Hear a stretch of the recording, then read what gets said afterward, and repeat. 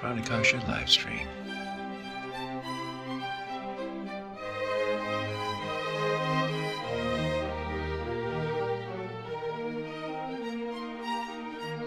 Hi folks, it's Matt at Pranakasha Productions, and today we are interviewing my friend from high school and local author, Birke Duncan. Not that was the eyebrow guy right over there. Okay, so first let's we both grew up on Meadowmere on Bainbridge Island, right? Back and then I left. I'm trying to remember. I think I left in 1982. Something like that. Yeah, like 10th grade. And I just up and left. I hardly told any of my friends I was moving to Seattle. I was a bit of a brooder, I guess. Anyway, so how long did you stay on Bainbridge? I stayed till 1994. Then I came back when I got married last year. Right, okay. Oh, wait, I got married in 2019.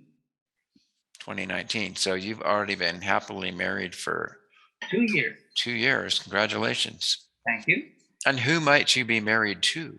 I am married to the author of this story, the Divine Sarah. She also wrote this book. And that Atlanta Locket to the Rescue. Oh, cool. That's for fifth graders and people like me who read at a fifth grade level. You read at a fifth grade level, but you write at a ninth grade level, right? Oh, thank you. Okay, so all right, so now I'm remembering. Okay, we're going down memory lane for a sec. So your brother is the one and only Ted Duncan. Yes. Who I had a life goal that I would one day beat Ted at ping pong. Oh, yes. And once I got close, I think it was like 18 to 16, and I thought I had a chance that I might win, but then unfortunately I lost. So I never ever beat him at ping pong. Because he also was a great tennis player too, right? That's true, yes. And we also have a younger brother. You may remember him, Jay. Jay, right. There's three. There's three Duncans. Wow. Okay. And I still remember, I always thought that Birke, like you were like the total geek that would never ever have a girlfriend. But then you were like in a school play, like in 8th grade, and you played like a farmer or something wearing overalls and something. Do you remember that? Of course, your sister was in that play. And then you were like a riot. You like stole the show. Everybody thought you were the funniest thing under the sun. And after that, like it was like suddenly Birke Duncan was like popular. I remember that. That was like a big event. Yes, the interesting things about that play. That was called Dirty Work at the Crossroads. Dirty Work at the Crossroads, okay. It was a melodrama. Okay. That's one of the ones where you've got the hero, the heroine, the villain who is booed and hissed by the audience. I was the rustic comic relief, Mookie. And there had to be a death scene for the heroine's mother. When it came time for her death scene, the director brought out your sister Martha to play Love Story on the violin as we all froze in place. Oh boy. Well, I blocked that part out. Because, I can understand why. Because at that point in my life, I was insanely jealous of my sister. Oh. So her playing violin instead of me on stage wouldn't have been a happy event. Well, so I blocked it completely out of my mind, and all I remember is you. Thank you. But that was 40 years ago, and also Martha was doing props on the play. Oh, really? Yes. And when the director suggested having a violinist, I suggested Martha. Oh. Yeah. So you were the one who rocketed her to fame. That's interesting. That's right. Yep. Wow. Yes, the director was Cindy McAllister, God rest her soul. Oh. Yeah, she died some years ago, I'm sorry to say. Yeah, I don't know if you know, but did you know that my sister also died? Yes, I'm very sorry. Yeah, that was actually 9 years ago. You know Yeah. what? She was the first girl I ever took on a date. You went on a date with my sister? Yes, I did. You didn't even ask permission from me? Well, it was a spur of the moment thing. Oh, yeah. What happened? We were walking down from the high school or Commodore, one of the two, 1981. 81. Remember that So one. just a second here. 81. So she was born in 68. So that meant that she was what? 13? Yeah. And I took her to the Kel Lynn. I remember the Kel Lynn. Burger Yes. Place. Yes. Named for Yeah. Kelly and Lindsay Prentice, daughters of the football coach at the high school. Oh boy, this is getting complicated. Yes. Plot thickens. Yes, anyway, I took Martha to the Kel Lynn for an ice cream cone. What flavor? Vanilla. I think that's all they had. Oh, likely story. Yes, it cost 46 cents to buy her an ice cream cone. Were you driving a car? No, I was 14. Oh. So you rode her there on a bicycle? No, we were walking there. We walked there, got the ice cream cone, then we went to the library afterwards, and my mother gave your sister a ride home. You took my sister to the library? Yes, I did. I know that library. I used to hang out there. Oh, yeah. I live across the street from it now. Kitty corner. Really? Yes. So you sit there gazing at that library, thinking thoughts about my sister even now? Yes. Well.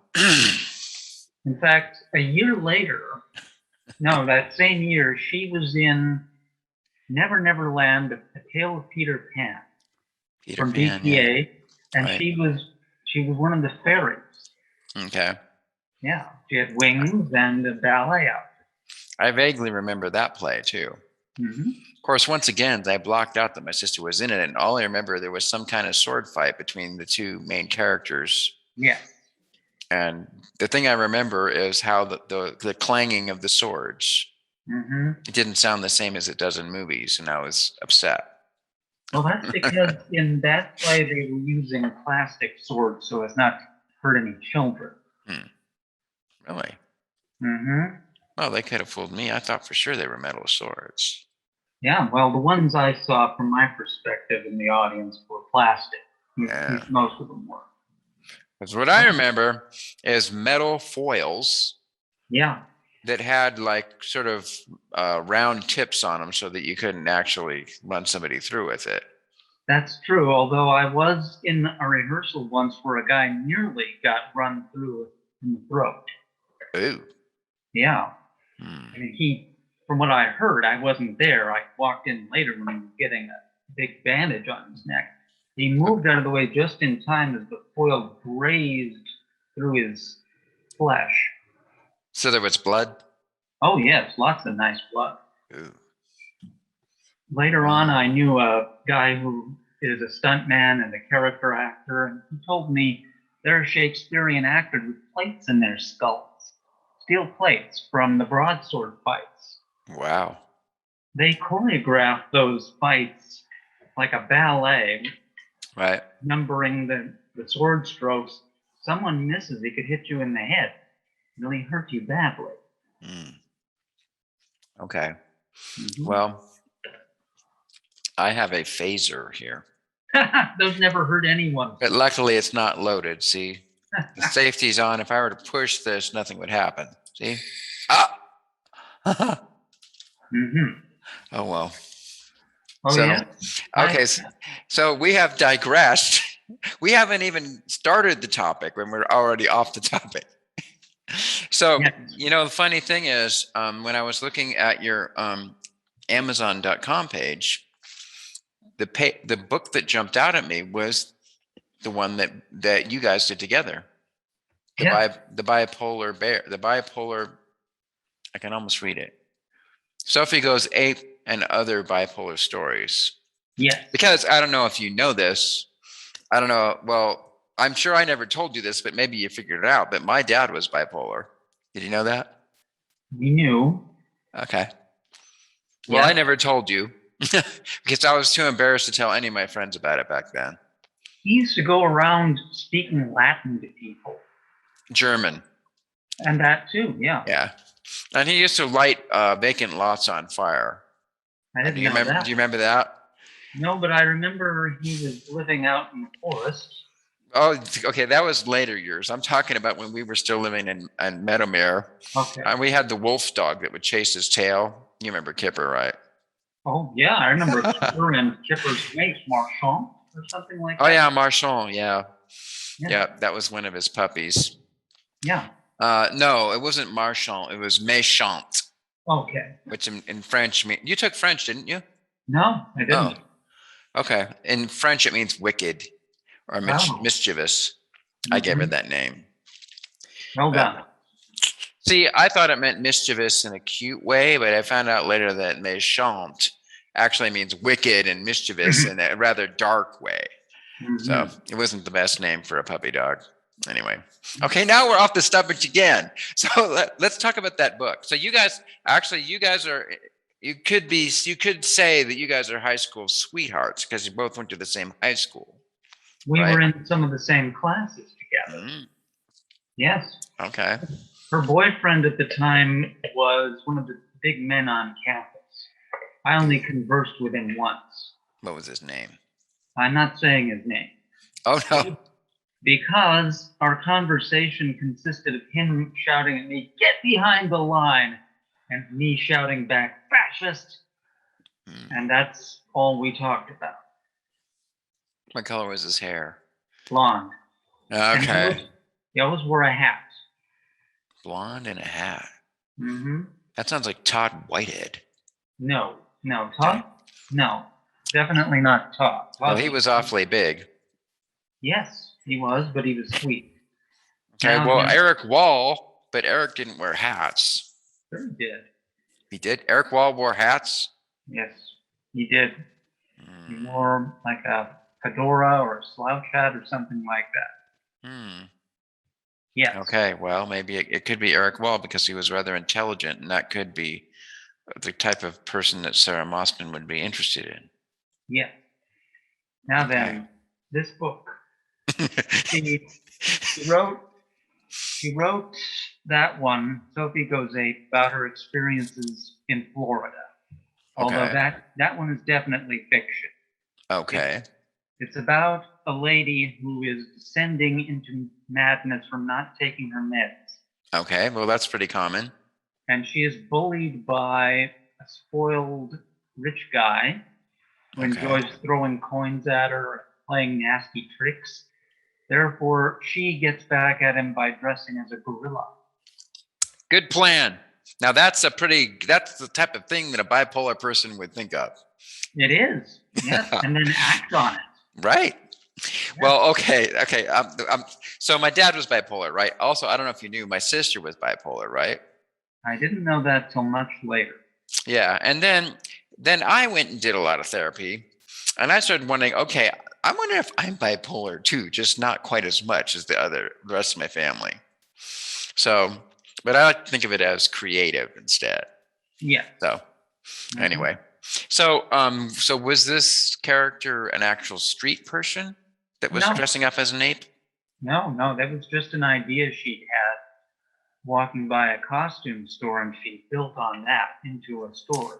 Now, if she's going to write a story about someone who's bipolar, I would hope that she has some real world experience with such things. Oh, yes. Okay. Now it's getting interesting. Oh, yes. Yes. Maybe someday we'll do an interview with her. She can talk about that. Oh, I thought like you were the dummy and she was already talking to you. That's about right. Yeah. Okay. So this is a book that she did, or you guys did together? You collaborated? Well, we collaborated not on the first story. Sophie Goes Ape. That was her. Okay. Completely.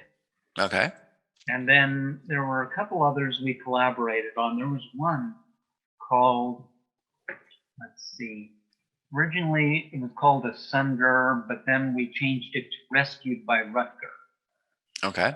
That's about, Now that one's on here too, right? oh yes, that was one we worked on together because she was writing into social realism, which is very, very depressing.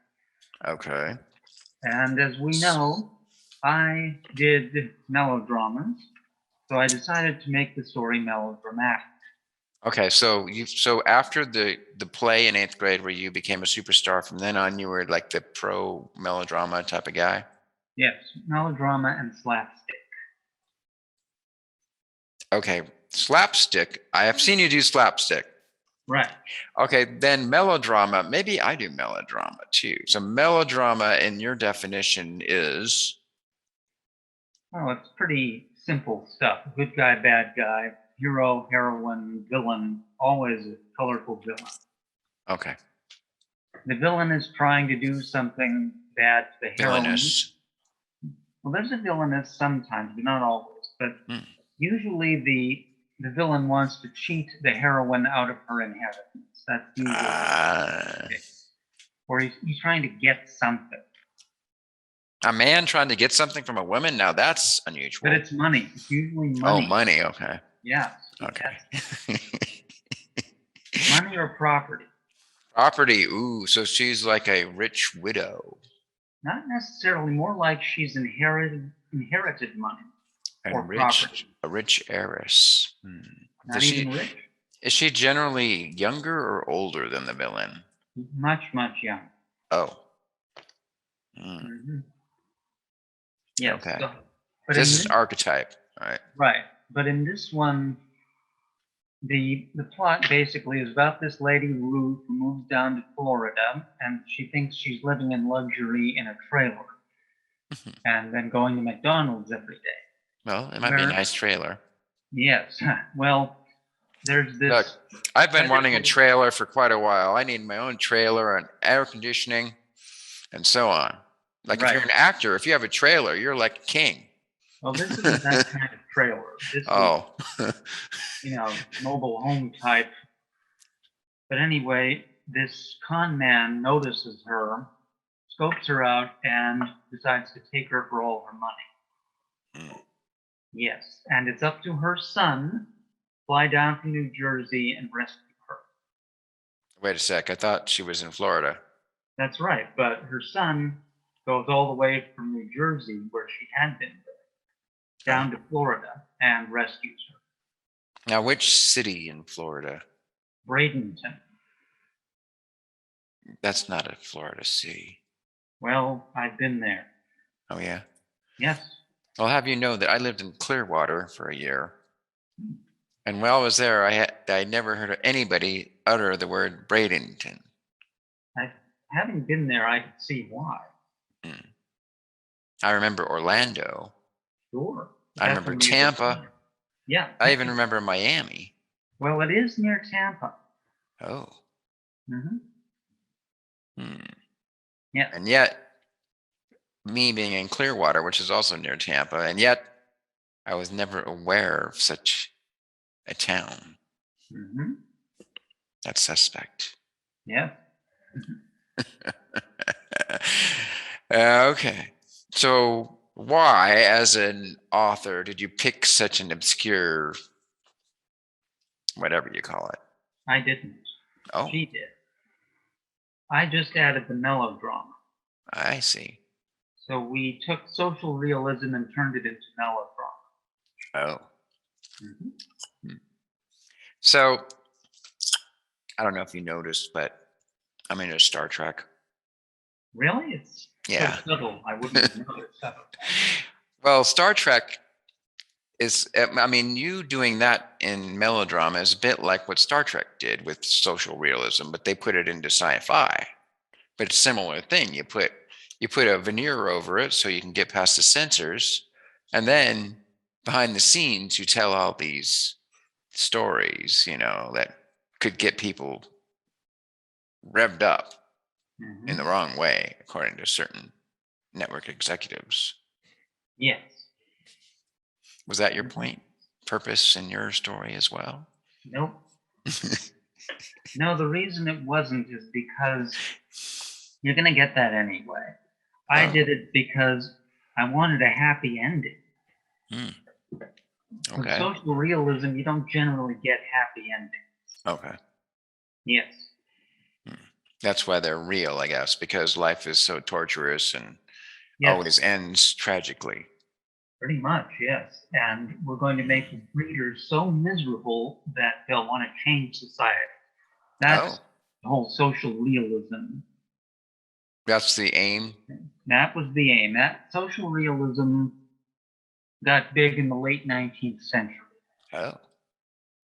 Most of it is really unreadable. Oh. So we're talking like Victorian type of... Yes, but it caught on with a lot of reformer types. If you'd like a good example of social realism that people still read, then it would have to be The Jungle by Upton Sinclair. I have not read that book, but I am aware of it.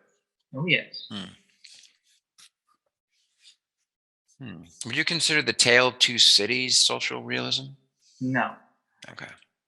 That's more like romanticism. And a little melodrama, too.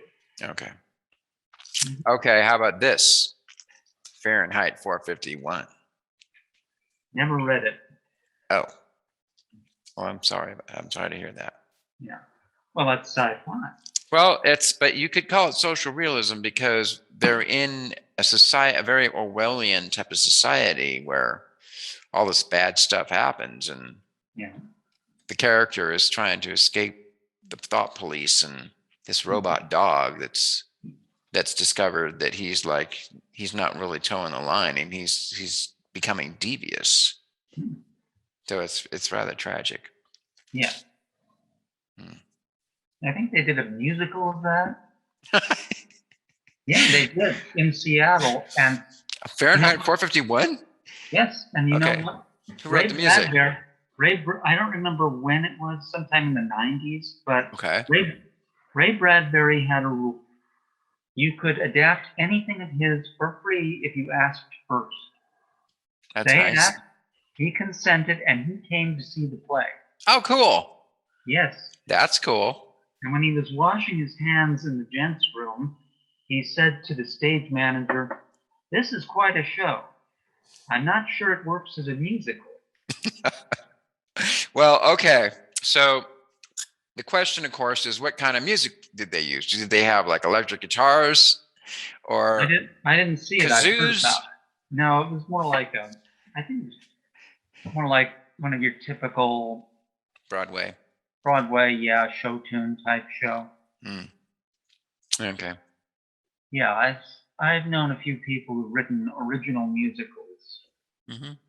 Yes, and I never have. You've written unoriginal musicals? No, I've written radio plays. Oh, cool. Yeah. There are a couple of them, 2 or 3 on the Birke Duncan YouTube page.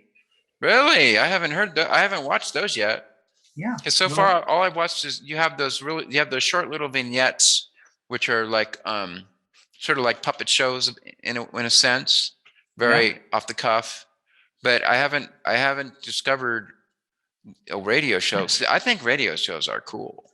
They are. Yes. Okay, so speaking of radio shows, have you heard the original Hitchhiker's Guide to the Galaxy radio show? No. Oh, of course you're not into sci-fi that much, right? Not that much, but I read the books when they were popular. Well, get this. So the books were the result of that radio show. Yes. Radio show came before the books. That's right. And it's fantastic. It was done in the 70s. And you can buy a CD set of it now.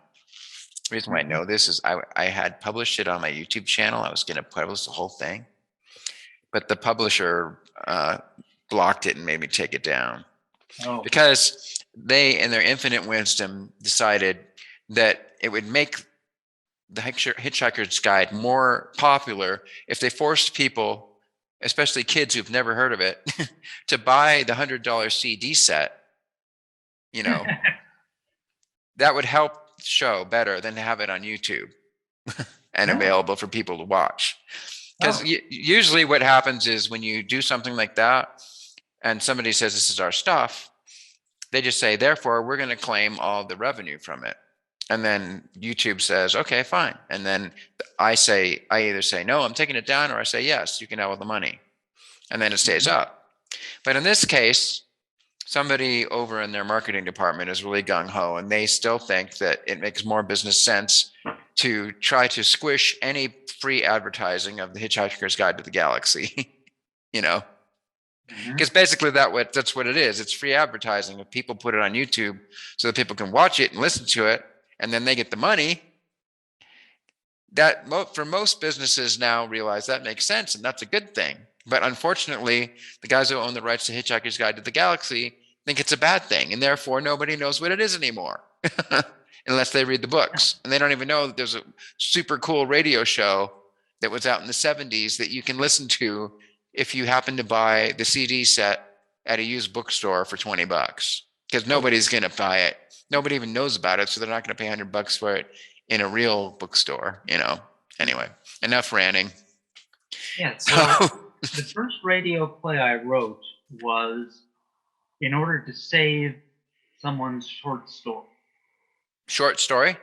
Oh, yes. You see, it was nice. actually more of a novella. Great. I have a friend by the name of Garrett Vance. He was a grade ahead of you in school. Garrett Vance? Yeah. That name sounds familiar. Well, he was a grade ahead of you in Bainbridge High. He was on the football team and in theater, which is an odd combination. This is one of the books he has written. He is a science fiction writer now. Oh, great. Time Spiker. The Mysterious Mesa. Yeah. Oh, it's a Land of the Lost type of a deal.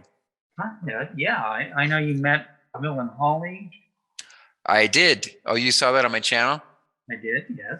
I did meet them. In this case, this is just his latest. Some wonderful imaginative stuff he has written as part of Shared Universes. He is also an illustrator for the Baines universe and the 1634 alternative history series. Wow. Did he illustrate the cover for his book? No, strangely enough, he did not. Oh, okay. Well, anyway, that's a really fun book. But before he moved to Thailand some years ago, he found a novella that I had really enjoyed, that he had written for a creative writing class. Okay. And he left it in my custody. This story was on unnumbered pages in an accordion file, all mixed together. It took me 4 hours to sort through and put it into a cohesive package. And I thought, now what do I do with it? Let's see. If I did this as a film, it would cost me at least $3 million, which I don't have. And if I do it as a book, that's his story. So I have to adapt it. And I thought, let's adapt it for radio. Right. Well, we did. And I don't know if you can see this one plaque up here. I can sort of see it, yeah. Yeah, that's the Ogle Award. Oh, you got an Ogle Award. Yes, the Ogle Award is named for Charles Ogle, who was a silent movie actor. The first actor to play the Frankenstein monster. It's very strange to have a radio award named for someone in silent movies, since it's the exact opposite art form. Yeah. Nevertheless, it looked good on the wall. Now, I had to go to a science fiction convention in Minnesota to pick that up, and that's where I met your friend, J.G. Hertzler. He is a true gentleman, and I gave him my autograph. And a pirate. Yes. And was that, so that picture that you sent me was J.G. Hertzler? And me. He's lining up to buy your book so you could sign it. Right, he's buying this book. Oh, great. This was the first book I wrote with Jason Harris. And Garrett Vance is in this one. So is the late Bob McAllister, God rest his soul. Bob McAllister. Now there is another legendary Bainbridge High School teacher, and inspired a lot of kids. Oh yes, definitely. Yeah. Well, with the long vacation, Garrett's story, I adapted it into a radio play, got some nice guys who were into sound effects, some actors Cool. I knew, and we recorded it. That's cool. I got to hear this. Yeah. I love radio plays. Yes. Like the whole concept of a radio play. Luckily, it's starting to come back because of podcasts and stuff. Yeah. So I think it's amazing because you just close your eyes and you can imagine everything. Mm-hmm. You know, especially if the sound effects are good. You know, Yeah. and it's not really that hard to make good sound effects. You just have to have a good imagination. Mm-hmm. And you can do good sound effects pretty cheaply if you've got a good ear and you know what you're trying to create. Yeah. Right. Mm-hmm. That's cool. Well, you know what? Maybe you've seen this too. I saw. Oh shoot! What are they called? The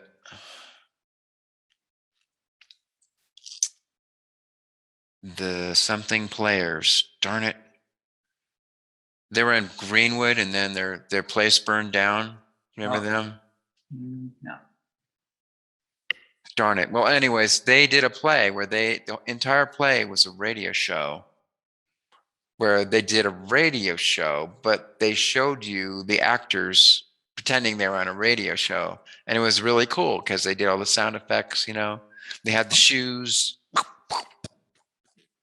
and all the things. It was really fascinating. It was super well done. Mm-hmm. So does yours have a visual element, or is it a pure radio show, the one on your YouTube channel? The one on the YouTube channel, we added a slideshow. Oh, cool. Keep people watching and glued to the computer screen. Right. We have some other radio plays on the Birke Duncan YouTube channel, including The Troll Tale. Cool. However, A Long Vacation was probably our best.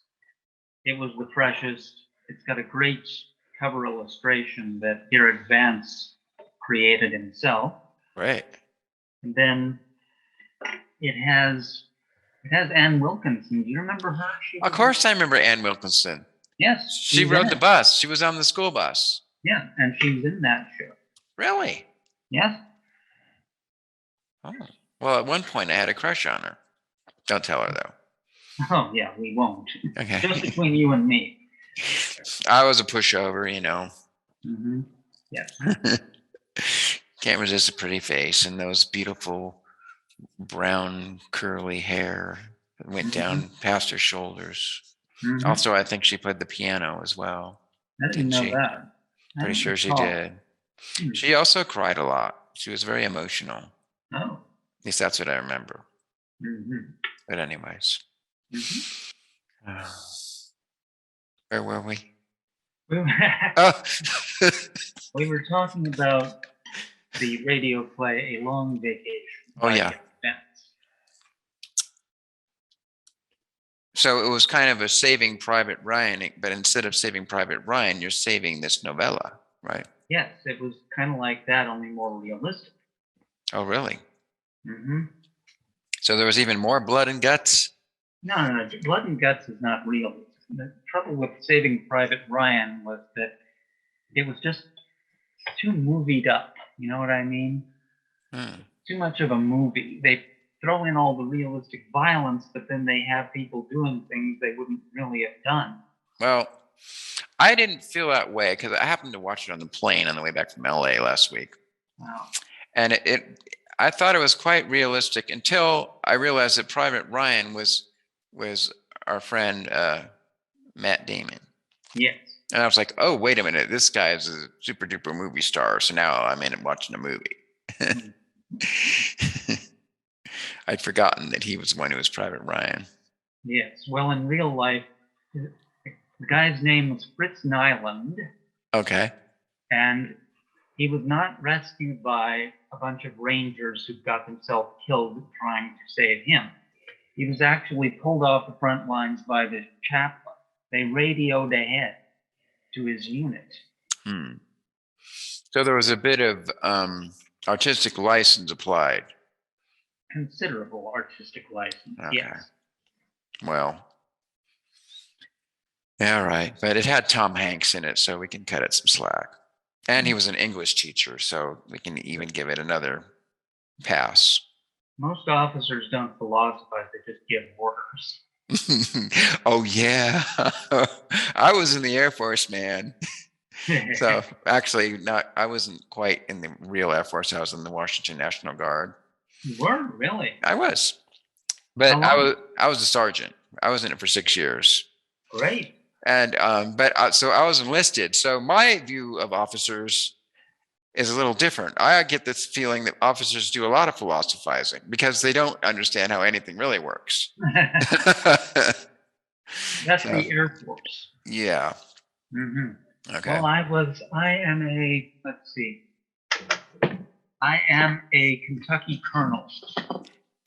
Kentucky colonel. Yes. Okay. One of those great meaningless titles. So what is that? What is the meaning of the meaninglessness?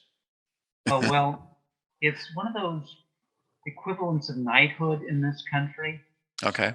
There are some states like Georgia, Louisiana, North Dakota, and of course Kentucky, where they give out honorary colonel ranks. Okay. So Colonel Sanders was one of those? He was, yes. Okay. He'd been a private in the Army, and I wondered, well, how did he become a colonel? Yeah, so Private Sanders wouldn't be a good name for a CEO. No. And from what I understand, he was always talking. He always had to be the center of attention. Okay. Mm-hmm. Well, so, of course, you know that in Spanish, novela has a completely different meaning. Yes, definitely. Like in fact, it would go right into the whole melodrama angle. True. Yes, melodramas and soap operas have a lot in common. They do. Soap operas got their name from the sponsors of their shows on radio in the 30s. That being soap. Yes, because they were aimed at people who are at home all day. So they were advertising things like soap and laundry detergents. Kind of like Westerns were called horse operas. And they were. I didn't know that. Yeah. And I know. Okay. And your Star Trek shows, those are known as space operas. Yeah, but that wasn't coined until Star Wars came out. True. Because John Williams' music was so completely over the top that suddenly we're like, this is like a Wagner opera, except it's got laser beams and stuff. Well, he also did the music for Lost in Space. He did? He did. The original Lost in Space? That's right. Oh, I didn't know that. Mm-hmm. Oh, interesting. Mm-hmm. Wow. And of course, Jaws and a bunch of other stuff too. Yes. Wow. Ooh. Jurassic Park. Oh yeah, of course. But then everybody knew who John Williams was, so everybody wanted him to do their movie. Mm-hmm. And plus, he was Steven Spielberg, of course, and everything. Yeah. Yes. All right. So Birke Duncan.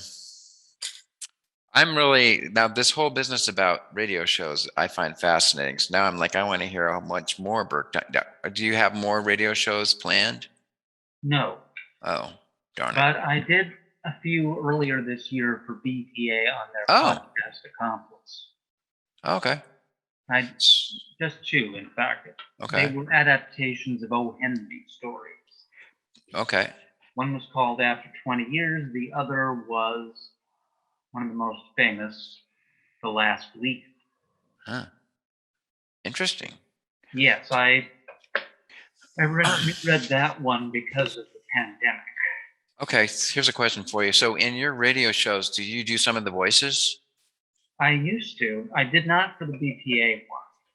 And I did not for A Long Vacation or The Troll Tale, which are on the Birke Duncan channel. I did for one called Riders of the Three-Toed Horse. Okay. Garrett Vance. I played a dual role in that one. Well, I'm going to make a plug for my favorite YouTuber of all time, JP, of Egotastic Fun Time. Do you know him? I've seen him. He also, lately, he's calling himself the Orvangelist for the Orville. But this guy, I call him the man of 1,000 voices because he can do jillions of voices. So if you ever need a voice actor, let me know, and I can probably get JP to do it for you. Very good. I also do voices too, but I'm not at the level of JP. So, yeah, exciting! Wow. Well, so are you saying that you're done doing radio shows, or that you just don't have any planned currently? I'm pretty much done with them. It was with BPA, they paid for it. So they could do it. They didn't pay me, that's an amateur production. But they certainly paid for all the equipment and sound effects and so forth. So what do you have up your sleeve now then? Like by the way, I have this book. I bought this and read it. Yeah, that one. Well, that one. This is Saga of Crate Hall. Yes, that's out of print. But one of the stories from that was a novella, which is now this story. Oh. The Hanger-On Drops In. Oh. I think you read it. It's the one that I did. It's a department store one, right? Yes. Yeah. Yes, I was heavily influenced by another radio playwright. Okay. You may have heard of Agatha Christie. Oh, yeah. Yeah, she wrote radio plays. Oh, I know that. Yes, this was after she was famous. Because really? Yeah, in England, radio plays are not a step back for a novelist or a stage playwright or a screenwriter. Oh. They are prestigious in England, such as her long-running play, The Mousetrap. That was originally a radio play. So anyway, I was heavily influenced by her and by another theatrical author by name of Niall Marsh, who wrote outlandish mysteries with ridiculous solutions. They were a lot of fun. Also, what about Eric? So like Hercule Poirot. Do you have an Hercule Poirot? No, I have a Miss Marple. Oh, okay. Yes. Yes, it's based on a lot of things I saw or overheard working in department stores.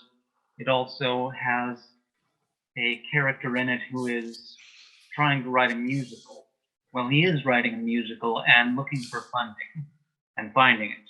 Oh. Yes. That's great. It's actually a classic melodrama. Okay. And it is narrated by the villain. Ooh. Yes. Plus, it has some ridiculously contrived twists and turns that can only happen in literature, not in real life. And not in movies or radio plays? Well, of course in those, but it's in mysteries, you always have these ridiculous twists. Right. And this one certainly has that. Plus, it's got your red herring character, the guy you think might have done it but didn't. It's got the hero, but mostly it's the heroine trying to thwart the villain who was her old boyfriend. Uh-oh. Well, okay, I have a question for you then. As the creator of these ridiculously complex plot nets, do you just have it all in your brain, or do you like draw out a big piece of paper or make some physical representation of how everything's supposed to connect and everything and then follow that? If it's fiction, then what I do is I write the dialogue first. Okay. Because that's what I'm used to. I talk a lot.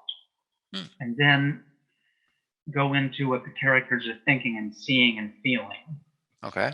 And then after that, the plot develops. Sometimes it goes much differently from what I expect. For instance, the Hanger-On Drops In was going to be a heist, because those do happen at department stores, especially if they have a jewelry department. Okay. But that wasn't going anywhere. And then I was mowing the lawn and I thought, why am I making this part so dark when I can lighten it up easily and the audience and the readers will enjoy it? So I made it a much lighter touch than when I had started. That's cool. I mean, it's funny because that's exactly how I write too. At least, I mean, I'm not a writer. I write Star Trek scripts, right, for my Star Trek show. But it's all character based too. And I have vague ideas of where the plot's going. but I don't really know what's going to happen until I've actually written it, and that's what makes it fun. Yeah. So I'll do some name dropping here. We have both chatted in this forum with Mark Scott Zickery. Oh, yeah.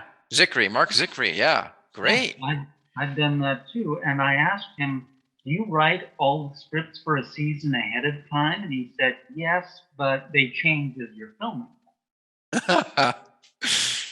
Yeah, because he said sometimes the actors come up with great ideas and he'll incorporate them. That's beautiful. That's exactly what I do. Yeah. Like once I get actors that I'm working with, I discover what their talents are and I write to their talents. Yeah. Because I consider it just entertainment. Like, why not? Right. So that's exciting. That's neat that he has that kind of relationship with his actors. Like that's cool. Because I know some writers, like, I don't know, I talked about this in my other thing, like Deep Space Nine, which is such a great show, completely did not do that. The writers were in some other building and they wrote what's on the script, and damn it, the actors had to say every last syllable that I put on the script and cannot deviate from that one iota. And that's how they did the show. And I'm like, whoa, that's a drag. But it is. But it still worked because the show is great. So interesting. So like as a writer, if you were to write a screenplay or a play or a radio drama, would you become upset if the actors took a few liberties here and there? No, I wouldn't. I mean, if they went completely off script and just improvised everything like in a Martin Scorsese film, then yeah, I would be bugged by that. Okay. But and also because that wrecks the continuity when you're trying to edit. Right. However, when they come up with an idea and ask you about it, and it's a good idea that fits the character and the story, then yes, you incorporate it. Sometimes a happy accident happens. Right. But you all have to be in the right place at the right time doing your job. Right. And everyone's staying in character. Right. And then you can incorporate it. Right. Okay. Wow. So being an actor yourself, probably when you write, you're sort of acting it out in your head, right? A lot of it. And you're becoming the characters, and you're sort of, all that skill is also coming into your writing, I assume, too. Yeah, and that also helped people like Niall Marsh and Agatha Christie and Charles Dickens, all of whom were in theater. Okay. In fact, Charles Dickens used to do one-man shows. Oh, interesting. And he did magic. Oh, that's where you got that idea. Well, no, I've always liked magic. When I was 3, I wanted to be a magician. So are you one now? Yes. Okay. I don't know if you can see this pin. You have to scoot yourself up a bit there, Birke. Okay. Let's see. Yes. I do. I see a round, shiny pin. Yes. But I can't read whatever it says on it. Okay, it's too small. I can't read it from here, but it says IBM, which stands for the International Brotherhood of Magicians.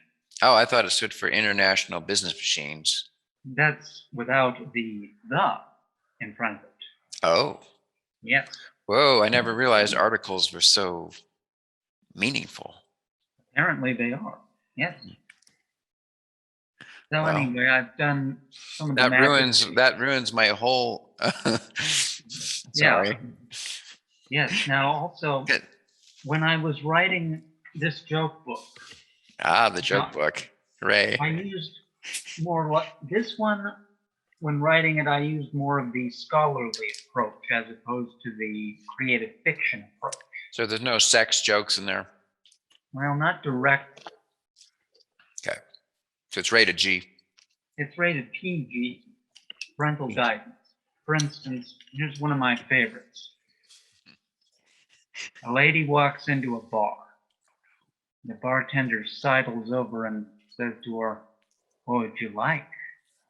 And she says, "Give me a double entendre." So he gave it to her. Ooh, it's even got some French in it. Now that's sophisticated. Yes, undoubtedly.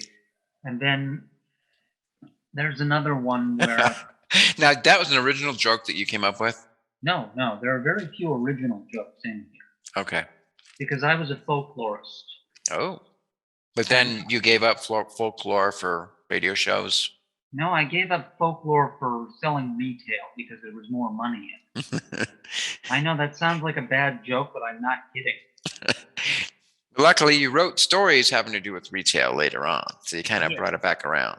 That's true, yes. Well, with this one, I was writing 2 books at the same time with my friend Jason Harris. We were writing The Troll Tale and Other Scary Stories and the joke book. And the Troll Tale really got momentum going, and we finished that one first. And then with the joke book, we shopped it around with an agent to 40 different publishers who all rejected it. Back in the day. Yes. So then the joke book went into a drawer in a desk of mine for 3 years. And when I unearthed it, I read it and I thought, well, this isn't that bad. So I had a scholarly journal publish it. This is the original version. Oh. Northwest Folklore. Yes, which is out of print. Laugh Without Guilt, a clean joke book. Yes. Now, this was the final edition of the scholarly journal, but it was the biggest seller because the joke book was assigned in folklore classes at the university. So was the Troll Tale. The Troll Tale and the joke book were assigned in folklore classes at the University of Washington, Florida Institute of Technology, and Michigan State University. So that's how you make it big as an author. You have friends who are teachers. You do have to know people, yeah. You have to know the curriculum. Okay. And you have to have a good sense of timing because most of them have already got all their texts in mind that they're going to throw it. Now, did your books pass the Texas Board of Education? They didn't have to. They were going to college students. Now, does that question count as a joke? Yes. Okay, I was hoping it did. Well, it's like, what are the 3 happiest years of a Texan's life? What? 2nd grade. Yes, that's how we are in this country. Make fun of Texans. You know who they make fun of in Europe? Who? The Americans. Irish. No, the Irish. Oh, really? I didn't know that. Definitely the Irish. You go anywhere in Europe, they tell jokes about the Irish. So the Ireland is the Texas of Europe, huh? Pretty much, yeah. Ooh. Because they see all these Irish folk singers and street comedians, and they lend themselves to parody. They're rather colorful. And they make up jokes about Irish guys. In Southeast Asia, it's Australians they make fun of. Ooh. Yes. Okay. Wow. Okay, we're just gonna go on and on here.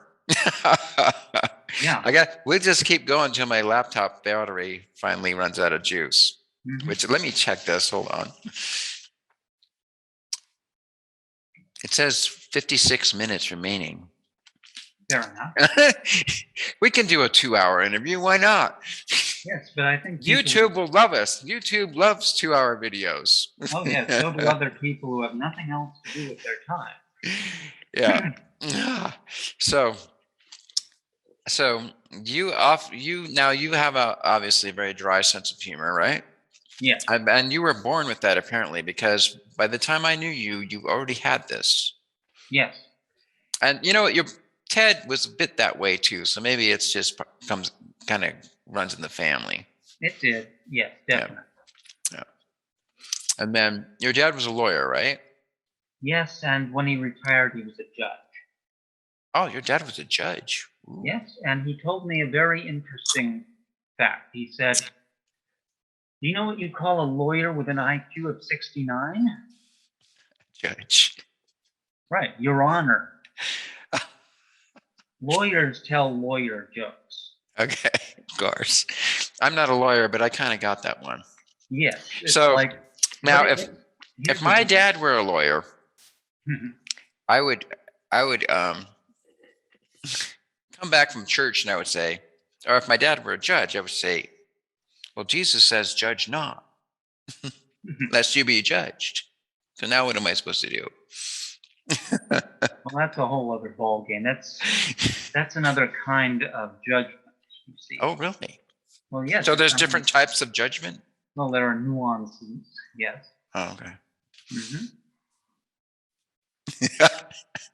That was a joke. Okay, did that count as a joke?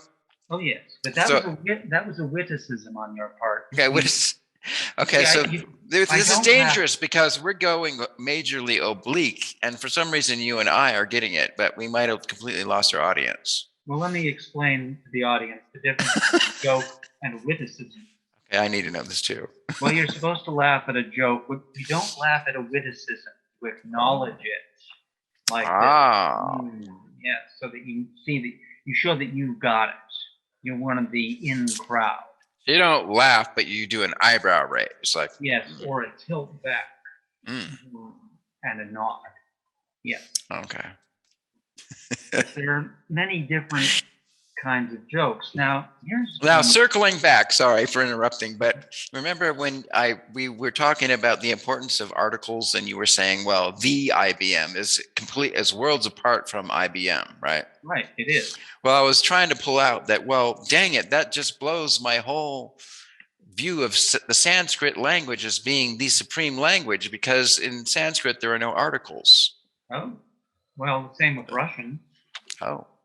Mm-hmm. So now what do we do? Like if how do I translate the IBM into Sanskrit? Well, you'd have to just avoid the initial. Just say International Brotherhood of Magicians. That would work because Sanskrit does have gigantic long words. So I could just turn it into a giant compound word. Yes. Call it good. Well, they had magic, and their version of business machines were abacuses. Ah, yeah. Mm-hmm. All right. Well, what about those gears?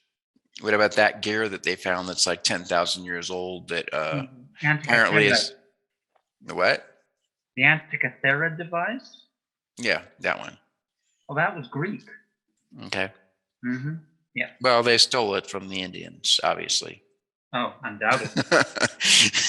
That's a joke too, or is that a witticism? Would that be a joke or a witticism? That's more of a sarcastic witticism. Okay. I'll accept that. Okay.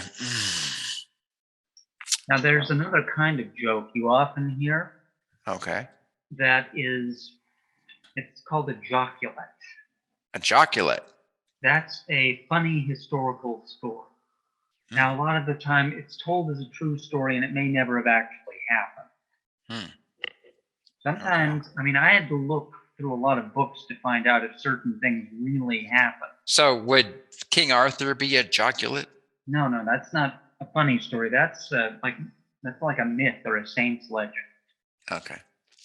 But with joculets, you get things like Winston Churchill is in Parliament, he being the Prime Minister of merry old England. Okay. And he was talking and he was swaying while he spoke.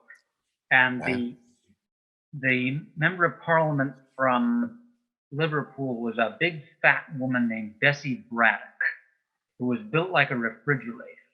Oh. And she saw him swaying and she said to him, "You're drunk, Winston." And he replied, "Yes, Betty, I am drunk, but you are ugly. Tomorrow I will be sober, but you will still be ugly." I had to look a lot of places to find. Well, the internet's gonna tear that one apart. Yeah, but I've checked. There are sources saying that it happened. Well, so that means that Winston Churchill is going to go the route of Christopher Columbus and all those other detestable folks. No, not necessarily. One of his other greats was when Lady Nancy Astor was debating him at some kind of outdoor luncheon, I think it was. She said, "If you were my husband, I'd poison your coffee." And he said, "If I were your husband, I would drink it." Now that's good. That he probably stole that from Groucho Marx. Or W.C. Fields. Okay, W.C. Fields. I could hear that. Or maybe even Mark Twain. Yeah, it's possible. Wow. All right. I don't suppose you drink kombucha, do you? No, Okay, well. I think my wife does. Oh, well, congratulations for your wife. Yes, I recommend it. that's good. My wife, on the other hand, can't stand it. Hmm. So I guess there is some kind of cosmic balance. Mm-hmm. Say, here's a question for you. Okay. What is a misleading metaphorical question with only one allowable answer? Misleading metaphorical question that with only one allowable answer. Well, maybe that's a joke. It's a riddle. Oh, a riddle. Okay. Mm-hmm. Yes, but a lot of riddles are really jokes that are just set up in punchline, like light bulb jokes. Okay. My favorite light bulb joke is, how many psychiatrists does it take to change a light bulb? I don't know how many. One, but the light bulb has to want to change. Oh, I know that one. Yes. Okay. Okay. Well, now that we're into psychiatry, suppose the psychiatrist's patient does not want to change. Does the psychiatrist just give up and kick him out the door? Or does he somehow convince the patient to want to change? Not necessarily. I mean, it can be very lucrative if they don't change, especially with someone like Woody Allen. In other words, then you can make a movie career out of it? Now you can make a steady salary out of it if the patient doesn't change and you're constantly trying to reach the patient. But that implies that the whole reason why they're a psychiatrist is only to make money. Not necessarily that either. There's another joke in the book about this. Let's see. A neurotic builds castles in the air. A psychotic lives in them. And a psychiatrist collects the rent. That's good. Mm-hmm. Now that really sounds like Mark Twain. It might have been, but I heard it from a professor. Okay. Long time ago. Wow. Okay. Amazing. Well, all right. I think we need to wrap it up. Okay. But how? It's like we've just begun. How can we suddenly end? We'll have to think about that. Meanwhile, I'm going to plug. I'm going to put links in the description of all Birke's stuff. So be sure to go to Amazon and buy his books and read it. Give it 5 stars if it deserves it, and review it. Because Amazon loves it when we review their books. And Amazon authors love it when we review their books, don't they? Of course we do. So let us review them. Yes. And then is there a P.O. box where we can send cash?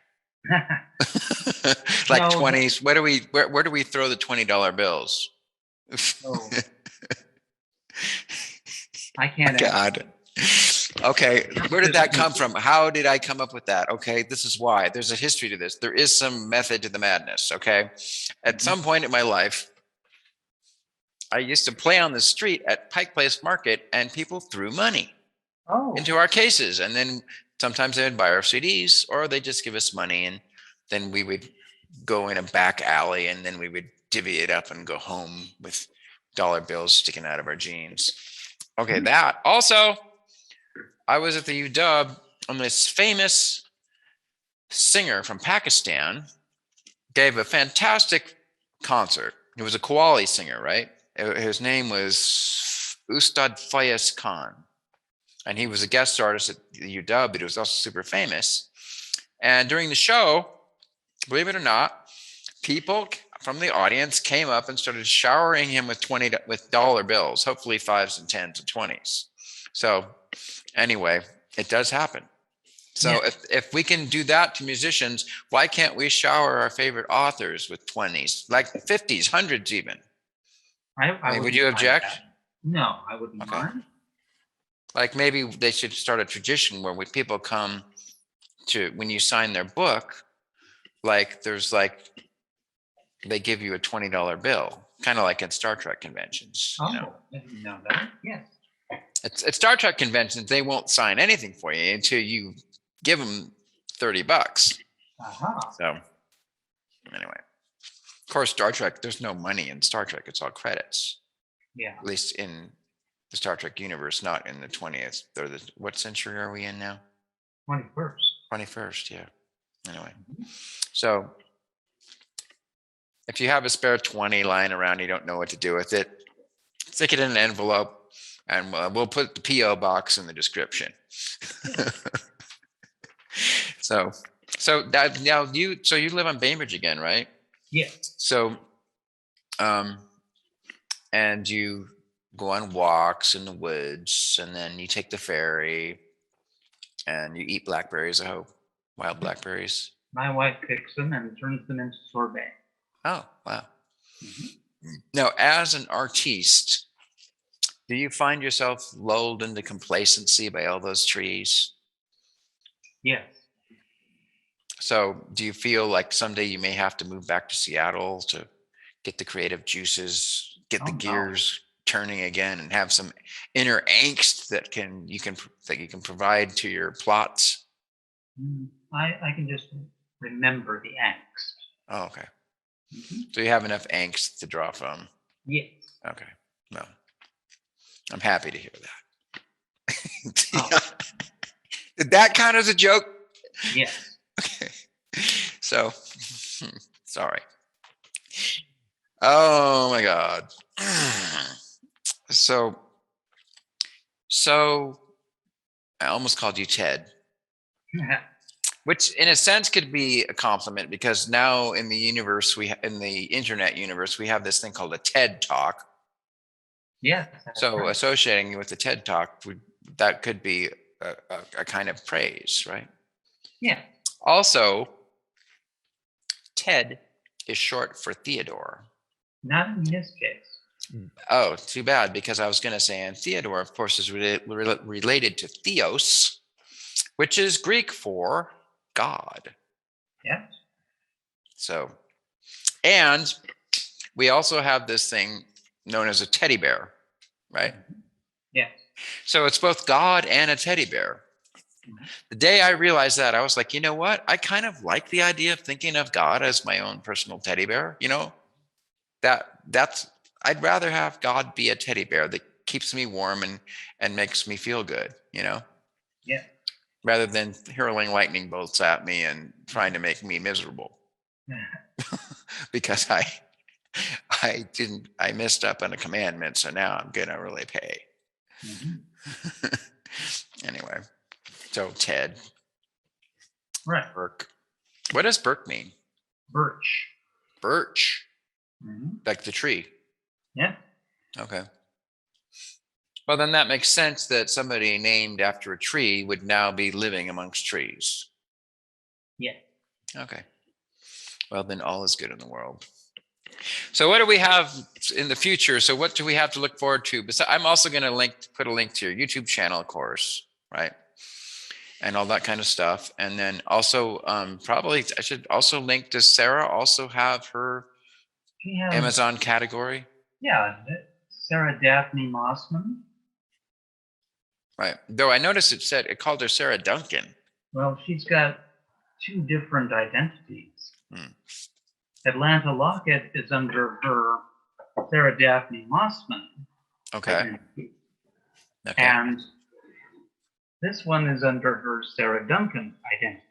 Oh, so she's like those, those romance writers that have several different pen names depending on which romance it is. Yes, right. So this is by design. It is. Writers are so devious. We are. You never really know what they're thinking about. They're always spinning webs, And Sanskrit is called Maya. The power of illusion. Maya. Very Maya good. Shakti, I should say. Mhm.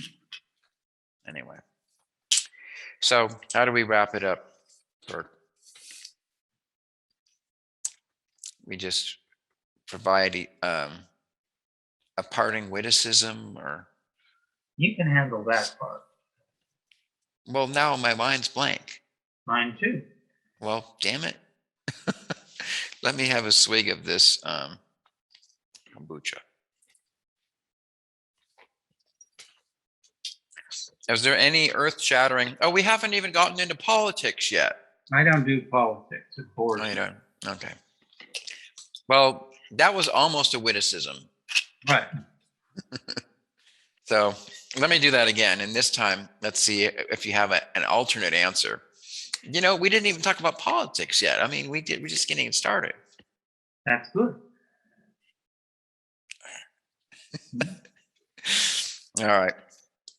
Well, of course, there's the Mark Twain's answer, which is, well, politicians are just like diapers.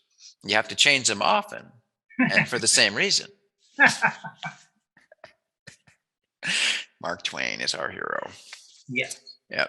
So this is out of print. So does that mean like this book that I have now is worth like $50? No. Because I can't get it anymore? No, it's more like 50 cents. Now, typical writer, what's the word? Self-effacing? Is that the proper word? Yes. The opposite of self-aggrandizing? True. But you're an actor too, and an actor is supposed to learn how to toot their kazoo, as it were. Yeah. That's a joke, right? Nobody says toot a kazoo, right? They say toot your horn. But if you just use a different, rather humorous instrument, actually an instrument that doesn't even count as a real instrument, now there's a joke within a joke. Or would that be a witticism? We've gone far afield now. So I would say it's a witticism. Okay, are they both? Is it a witticism underneath a joke, or is it a double-layered witticism? Double layered. Ooh. Well, I'm rather proud of myself. Yeah. So you know how to toot your own kazoo. Yeah. All right, yeah. But can you toot your own kazoo, rub your stomach, and jump up and down at the same time? No, that's a sophomore class. This is like a duel now. Well, I'll tell you. Oh God. If I find myself in a battle of wits, Okay. I know I'm going to lose because the other person throws me off balance. So what I do is I say, after everyone's done laughing, I'll say to the person, "That's funny," because it is. And you just do it in such a dry manner that the person is like completely disarmed. Well, yeah, it doesn't hurt them. Well, I feel hurt. Does that count as a joke? That might just be a curveball. I think curveballs are somewhere between witticisms and jokes. Yes. Where you just throw something random out there just to see if they can hit it or not. Yeah, that's also known as a non sequitur. Oh, non sequitur. I like that. Mm-hmm. Oh, non sequitur meaning something that follows nothing. Right? Ooh. Mm-hmm. Okay. I've been accused of the person that does, come up. Actually, my wife gets mad at me because I throw out a non sequitur at least once a day. And she's like, where the hell did that come from? We weren't talking about that at all. Mm-hmm. Yes. Meanwhile, in my head, I was thinking about it. Yeah. I don't tell her that. Oh. I just play dumb and go, Oh boy. But you're still in the throes of the post oh darn it, honeymoon. You're still in your honeymoon, right? Essentially. You're in the golden years of marriage where it's all peaches and cream and milk and honey and so on. That's right. I can tell. Blackberry sorbet. Blackberry sorbet. I can see it in your eyes. There's a glow. Yeah. Well, I almost called you Ted again. Darn it all. Birke, Well, Burke, we still haven't figured out how we're going to say adieu. Not adieu. This is not adieu. This is à bientôt. Or au revoir. This is au revoir. So for some reason, I thought you knew French, but did you learn Spanish in high school? Yes, and I haven't used it since then. Oh, que malo. Mm-hmm. So then I would just say hasta mañana, mi amigo. Okay. Yeah.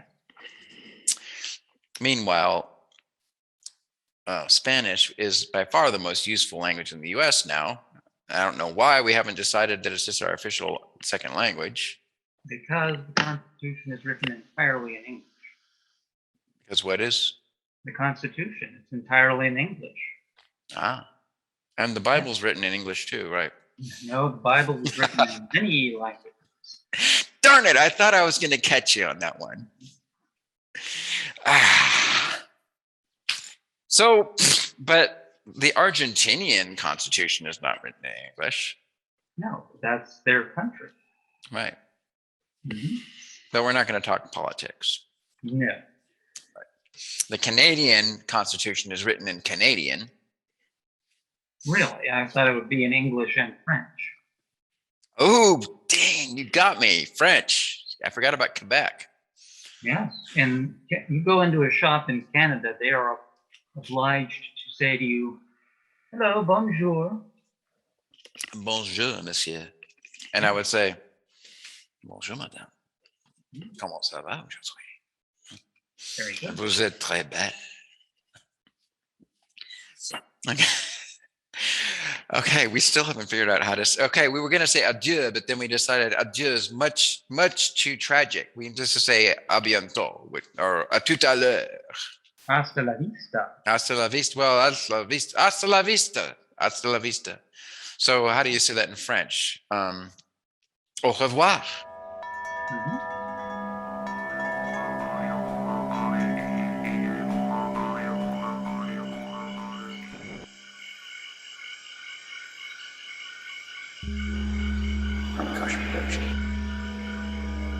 Fantastic creations emerging spontaneously from the space of life. For the benefit of all beings everywhere. We gotta